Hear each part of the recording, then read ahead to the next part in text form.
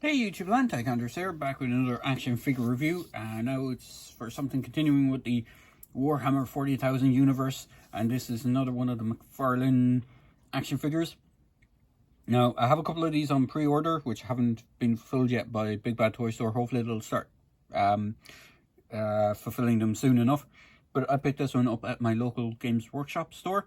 Now, I'll put a link in the description for the video for the Facebook page for that local store, because they don't generally have, individual websites. They have the Games Workshop website itself, but mine is the local store in Ireland, in Cork in Ireland.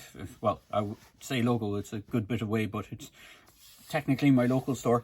But I picked this up there.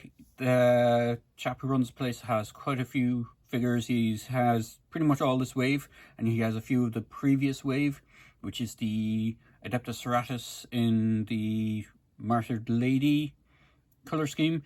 But if I bring the box in for this one, you can see the standard 40k style box for these. Now, as he falls over, I didn't take out the base on this one because the bases are pretty much the same across the board. You have the Necron Flayed one image on the front or on the side of the box. You don't have a name on the front of the box, you just have the Warhammer 40,000 logo. Flipping around the back of the box, you have other figures in the wave. So you have a Necron Flayed one, which is artist proof. Now, there is slight differences between the painted version, like the pre-painted army builder one, or the unpainted artist proof one. Mostly due to the face sculpt of these ones. Everything else is pretty much the same. And then you have a Bloody Rose, Order of the Bloody Rose version of the Sister of Battle, which is the red and white color scheme. So that would mark the third, technically the third Sister of Battle paint scheme that we've gotten. There is the standard Adeptus Serratus Order of the Martyred Lady, and then there was an order of, I'm trying to remember, it's the white armor with black trim, with the black robes. Was a Chase exclusive for that line. But the one we're on about today is the Necron Flayed one, which is this lovely chap. Now, he is a bit different to the previous release of the Necron. So I'll bring the basic Necron Warrior in. So here's the basic Necron Warrior. These guys stand slightly hunched. You can straighten them up quite a bit. You can actually have them stand pretty much normal, but I'll just have to bring the base in to get them to do it, because the ankle joints and stuff have gotten a little loose on these ones. Of course, the base goes flying out of my hand. Bear with me a moment while I just do this. There we go. Hopefully that should support him up. So here is the basic Necron Warrior with gas rifle. This is the new one. So sculpt wise, it's a lot of reuse of parts. So the legs, from what I can tell, the legs up to the waist are the same. The torsos are slightly different in the sense that the shoulder pauldron parts are bigger on the new one, but the chest itself I think is the same. Actually, no, sorry, the chest is different. It doesn't have all the hanging cabling coming out of it. So it is a different chest.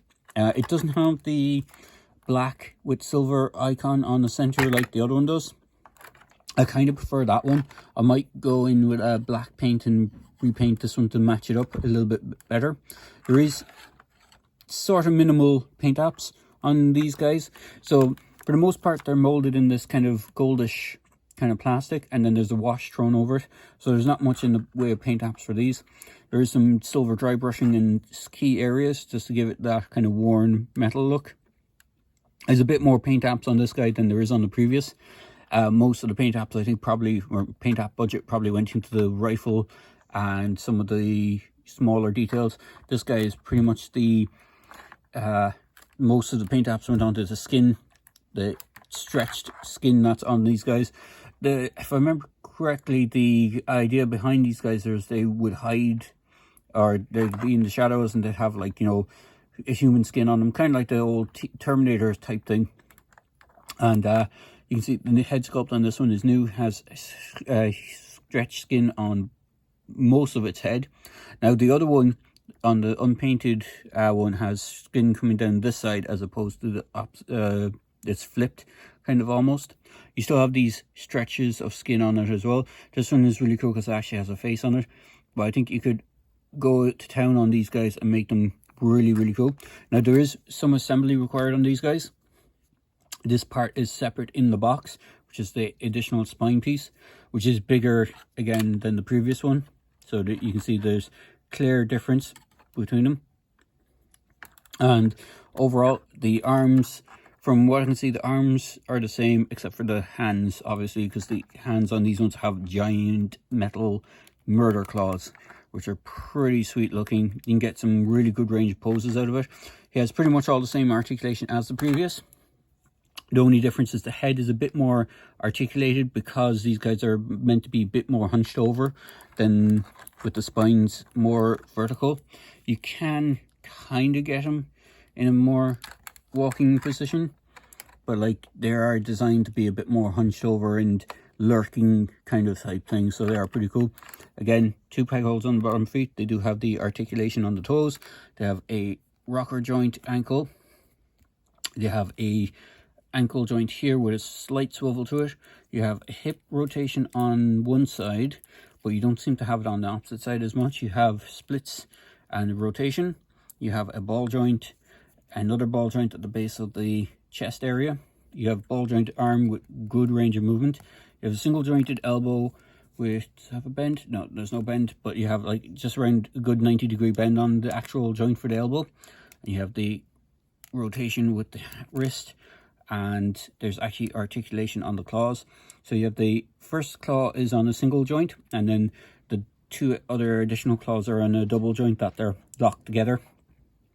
You probably could, if you're a customizer, probably make something where you could do all the claws individually. It would have been nice if the actual claws had additional joint here as well, where the blade part meets the knuckle, but that would require probably a lot of, you know, it probably wouldn't get through the safety, you know, toy safety thing, because there would have been a lot of pins and joints and stuff. But overall, these guys are pretty cool, and the head is on a ball joint, so you get a good range of movement on it as well. You get more movement on the head for this one than you do on the previous Warrior. It just seems to have a bit more range, at least on my one anyway. Now when I get the other ones, I might have a look-see, but overall they are really cool. And let me just see if I can drag one of my Space Marines in.